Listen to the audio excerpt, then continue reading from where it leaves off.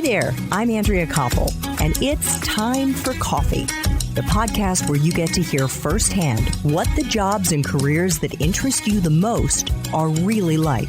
Hey there, Java junkies. Welcome to another K-Cup mini episode of Time for Coffee. By the way, K-Cups come in 3 sizes, single, double, and triple shots, or roughly 1 minute, 5 minutes, or 10 minutes in length. So if you don't have time to throw back an entire caffeinated career conversation, these K-Cup mini episodes of T4C can give you a quick caffeinated fix, whether you're on the go or you only have a few minutes to binge. So grab your mug and take a chug, because it's time for a caffeinated career double shot K-Cup with my guest, Justin Welsh.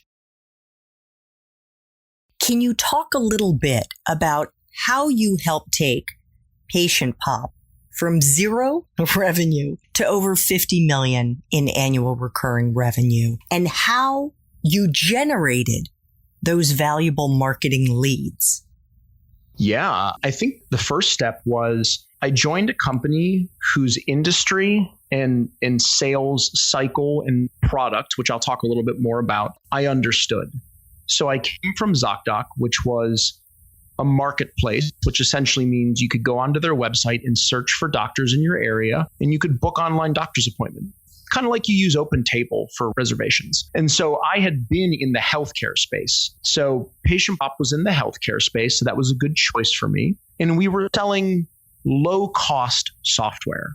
So our software was about $400 to $700 a month. That may not sound low cost to you, but it is generally considered small business. And so that's the same type of software I was selling at ZocDoc. So it was very similar to my previous experience. So that was the first thing that I did, was I picked what I thought was the right opportunity for my skill set. And it turned out that it was. The second thing that I did, Andrea, and I think this is something that is absolutely critical in building a business successfully, is I went out and I hired really talented people. I worked my network. I found old colleagues. I went to events. I set up my own events locally. I wanted to make sure that I wasn't going to fail because I didn't have the right people. So my second point was hire people that are smarter than you, get out of their way, and let them work at the company and figure out things. That was sort of step number 2. Step 3 was we did a lot of hypothesis testing.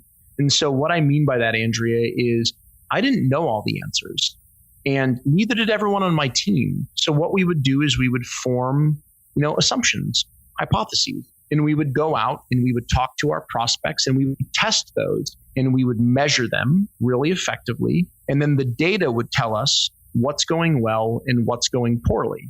So we would cut what was going poorly and double down on what's going well. So if I could sort of encapsulate those 3 things, I would say pick the right opportunity for you, hire really smart people and get out of their way, give them autonomy to do great work, and go out, test, hypothesize, make assumptions, but make sure that you're measuring the data and you're using the data effectively to make better moves in the future. Is it a form of A/B testing?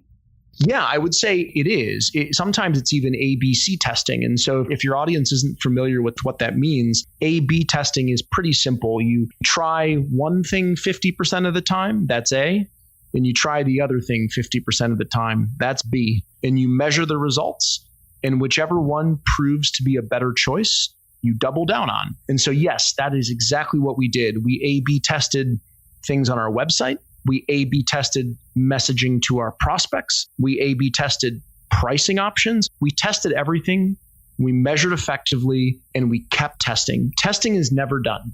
And what about generating those marketing leads, those all important hot leads, lukewarm leads that you might be able to convert into a customer? What, Sure. in your opinion and your experience, have been the best ways to do that? Yes. So I think there's a few different ways that we did that. We have what's called a multi-channel approach. And what that means is we don't put all of our eggs in one basket. And so I had a really, really talented marketing peer, the VP of marketing, and now I believe the CMO at Patient Pop, Jared Jost. And so we worked together. He was the marketing side, I was the sales side. And here were some of the channels that Jared used to go out and generate those leads. He might use Google AdWords, so simple pay-per-click advertising would generate leads. We use something else called programmatic display campaigns. And for your listeners, that's pretty simple to understand if you think about your common scenario when you go to watch a YouTube video. You go to watch a YouTube video and you see that 5-second commercial before the video, that's a display ad, right? You go and you visit a website, you go to another website and you see an advertisement for that previous website, that's a display ad. So that was another way that we got customers into our marketing and sales funnel. We worked with partners, Andrea, so people that were already selling to our customer base, but selling something different. We had them promote our product to those customers. So we had all these different approaches, and we did exactly what I just described with A/B testing for each of those channels. We measured how many leads came in, how expensive they were, how many times we were able to have a conversation with them, and of those conversations, how many of them ended up buying our software. And so by measuring all of those different things, we were able to say, okay, in this channel, it costs $50 to get a customer. In this channel, it costs $75 to get a customer. And over here in this channel, it's $150 to get a customer. And again, you want to maximize the channel that's cheapest for your company. And so that's how we went out and got leads, amongst other things like cold calling, cold email, social media. We had a multi-channel approach. Thanks for tuning in to this K-Cup mini episode of Time for Coffee. If you want to listen to our entire caffeinated career conversation, please check out the show notes for this episode.